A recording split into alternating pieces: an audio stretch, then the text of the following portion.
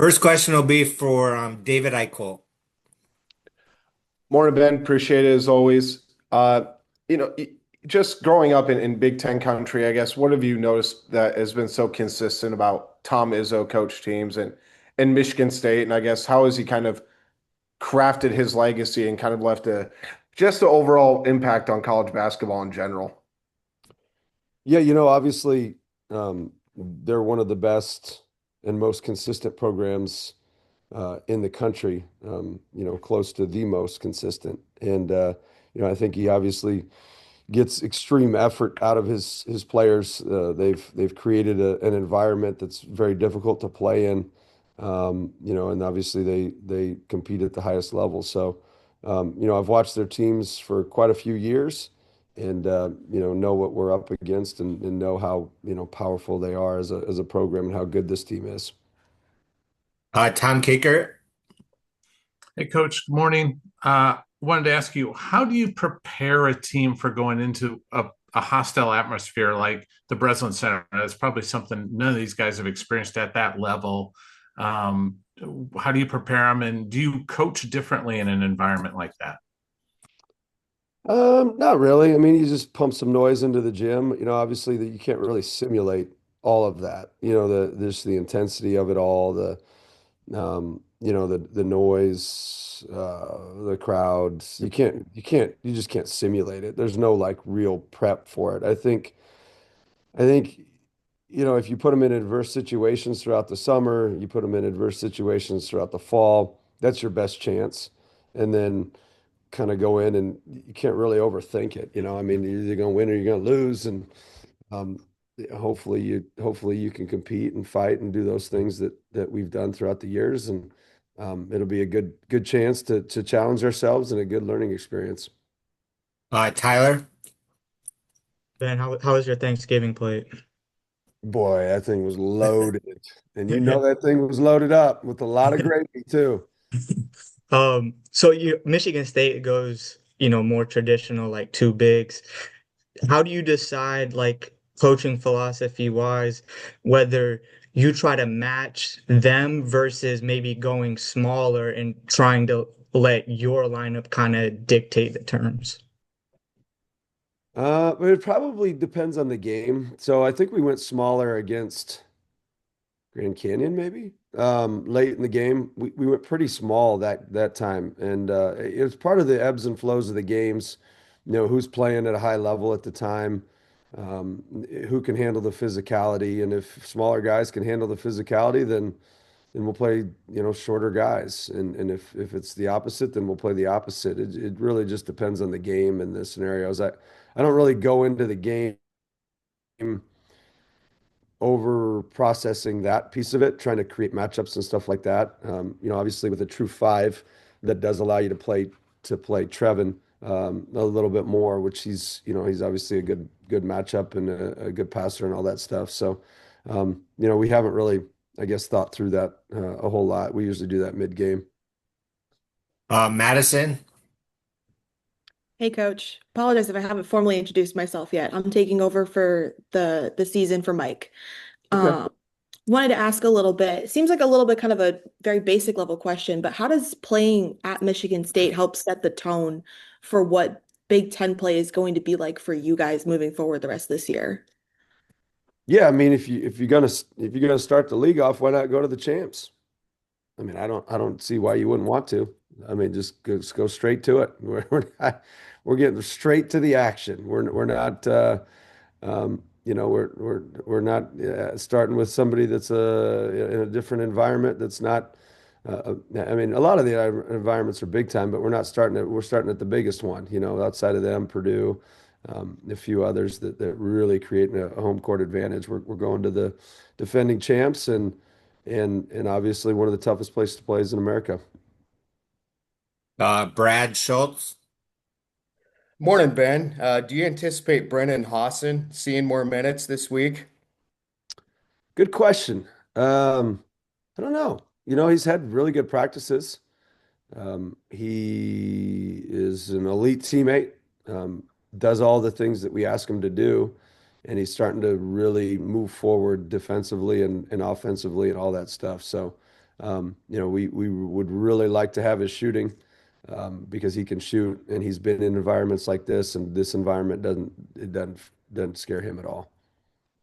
Elliot.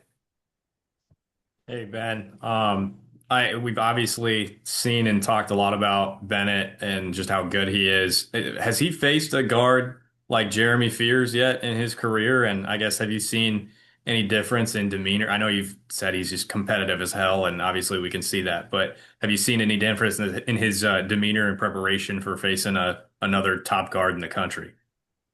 Um, Second question first. No, he always prepares the same way. It's not something that has created any level of urgency that he doesn't already have. Um, First question. Yeah, he's faced plenty of good guards throughout his career, obviously this summer too, just going to all those NBA things and the Chris Paul camp and whatnot. So he's faced quite a few guards. I don't know. It's not really a head-to-head deal a lot of times. I don't know who will guard him. I don't know who he'll guard. Obviously, I'm sure at some point they'll be matched up together, but they're just so opposites in their style of play. Where Fears is very transition heavy and their team is very transition heavy, and then the opposite is us. We don't necessarily shy away from transition, but we just don't get as many opportunities. So, he's not kicking ahead to Cohen Carr to shatter the backboard, but they're both good in what they in their respective ways. Tom. And how important will rebounding be in this game? Because they're out rebounding their opponents by 12, I think, and they face some pretty good competition. How important will that be in terms of a stat for you to monitor during the game? Yeah, I mean, it'll be, I don't know if it's necessarily that we monitor, but it's something that you prepare for consistently. I think that's the Big Ten, though, as a whole.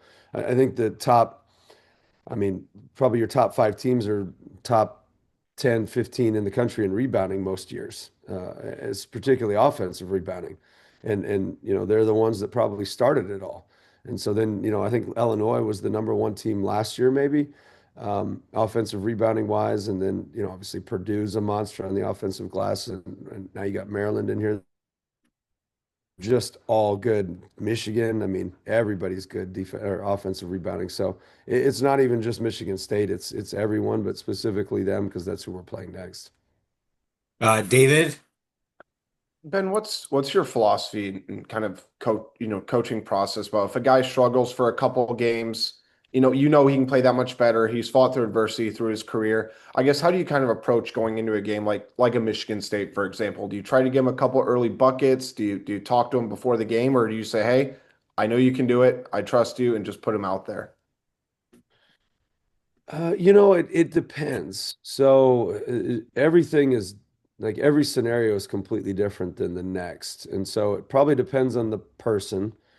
It depends on their practice habits. It depends on, how much trust they've earned through their practice habits.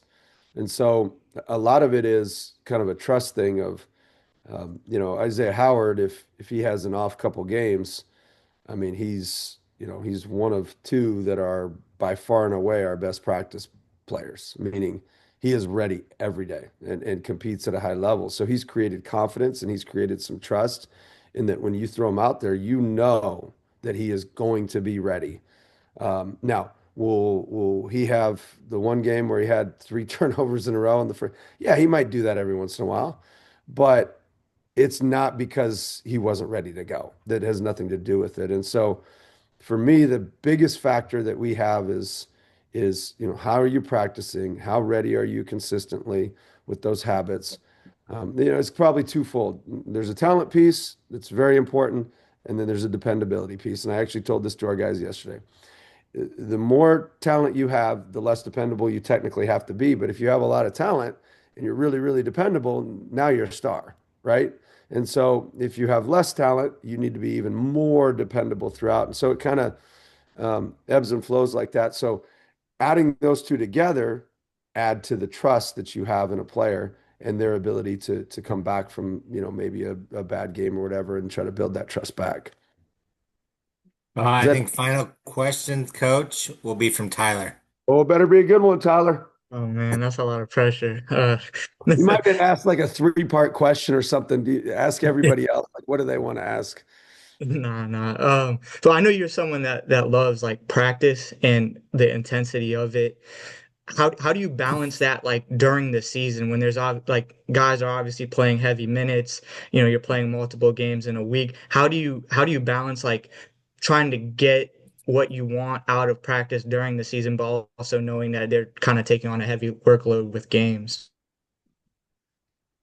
You know, um, we probably don't back off as much as most people do. What we try to do is we still practice, like we're still practicing. We're playing 5-on-5, we're scrimmaging, all of that, and we'll do that all the way till like in D2, we do it all the way to the national title game. We do it the day before the national title game. Um, what I found is if we go shorter but still intense, that's helpful. If guys log heavy minutes, maybe you have a couple guys that played heavy minutes, you might sit them off a little bit longer, but it won't be the whole group. It's kind of the deal of there was something somebody sent me, oh, it'd been a day ago or so. Kirby Smart was talking about Georgia and their practices or something like that. And he talked about, worrying about fatigue or injuries or anything like that. And he's like, well, it's kind of part of the game. They're either going to do it or they're not. And so we don't get too overly concerned with it. We do monitor, our strength coach monitors their loads and all that stuff. So we're well aware of those things. But yeah, the thing that I found, players get emotionally tired a lot quicker than they get physically tired. And so a lot of it is the emotion of going to Michigan State, and then the emotion of playing Maryland, and then the emotion of playing Iowa State. That emotional toll is fatiguing beyond belief. The physical toll isn't that bad. And so you've kind of got to marry those two together, and there's a lot of feel involved in it. So I'll give you a long answer since it was the last one. I appreciate it. You're welcome, Tyler. All right, Tyler, very good. Thank you, coach. is everybody going to the Breslin Center? We have a couple going. Okay. Didn't know if they were scared. They They're will not. they will be Apparently. there to yes. Just making All sure. All right. right. Thanks, coach. All right. See you guys. All right, Thanks, see ya. Ben.